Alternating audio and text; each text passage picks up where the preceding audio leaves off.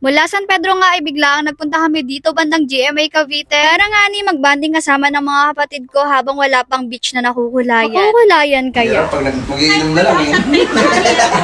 Ngayong araw nga pala ay nagpunta ako sa amin sa Langgam para manguha ulit sana ng mangga. Etong kinuha ko kasi nung nakaraang araw ay naubos na dahil nagluto nga si Papa ng bagoong at naubos nga agad tong inuwi ko. Pagdating ko naman dito ay ayaw pabawasan ng kapatid ko itong pinili ko sanang bawasan. Kabilin-bilinan nga daw sa kanya na wag babawasan yun pero wala siyang magagawa at eto babawas pa din ako. Nung kinahapunan naman ay biglang nagkayayaan nga na pupunta nga kami kay Dance Pinush na nga namin yan agad-agad para may iba pang magawa kinabukasan at medyo marami din ngang tinatapos ang babae. Pagdating ko naman dito ay eto at pinapadala na ni Daddy yung kaninang ayaw niyang pabawasan sa akin dahil sinabi nga ni ate na pupunta kami kay Budang at dalhin na nga lang daw ito may doon. Order daw talaga yun pero pipitas na lang daw ng bago at mabuti na lang dahil nabawasan ko nga yun kanina. Umalis na din nga kami agad at dumaan muna kami ng Dali para bumili ng mga kailangan sa gagawin naming shawarma. Itong ground beef at wrapper nga lang yung bibilihin ko tapos naisip ko na din dagdagan itong keso at mura naman nga kasi medyo hinapon na din talaga kami dahil pahapon na nga nang bigla-biglang nagyayaan at kapag biglaan yun nga yung mas natutuloy. Eto naman pamangkin ko ay nahilo na agad kahit ang lapit lang naman ng biniyahe namin.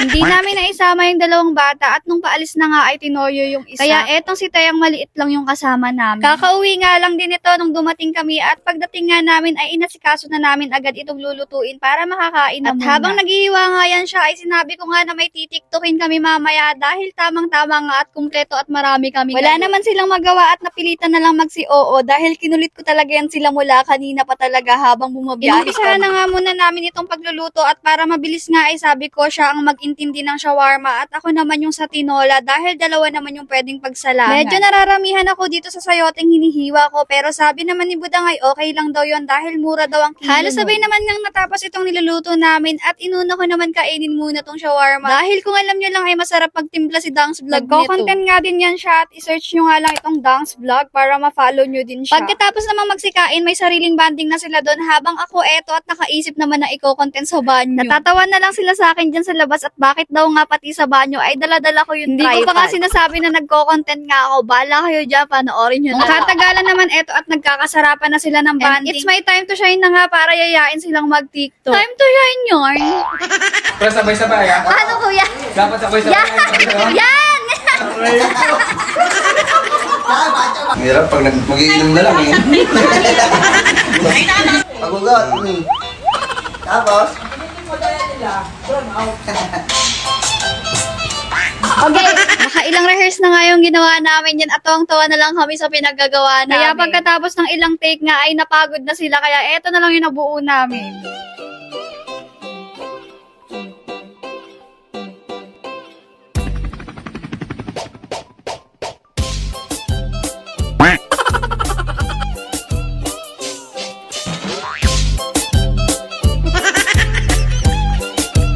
Walang uuwi mga benang walang content. Paggagala, magko-content pa rin. Mag-uuwian na nga ang mga person. Babiyahe pa nga kami kaya chill banding lang ang atake natin.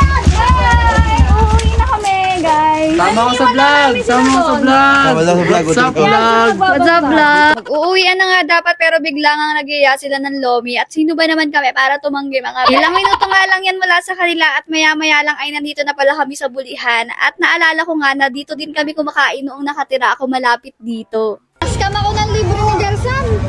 Oo nga noon. Nagmamadali nga pala ako umuwi. Napakakaw ako nung sinabing libre.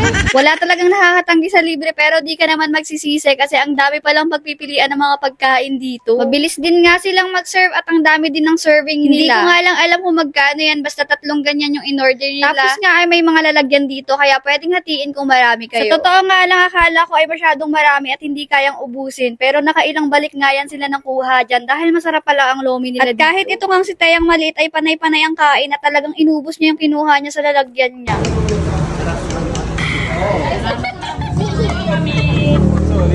Games 9! Ang saya naman talaga ng bata at eto na yung mesa namin. Hindi na malaman kung paano natapon yung 3 malaking order kanina.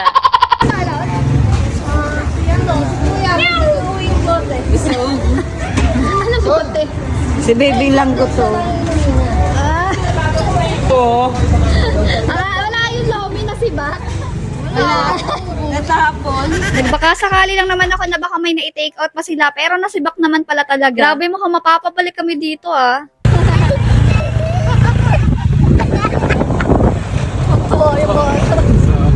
Pero bye-bye na nga muna for now mga sis and brad. Salamat sa banding at sana makulayan natin ang mga drawing. Ito na nga muna for today's vlog. See you again on my next one. Bye!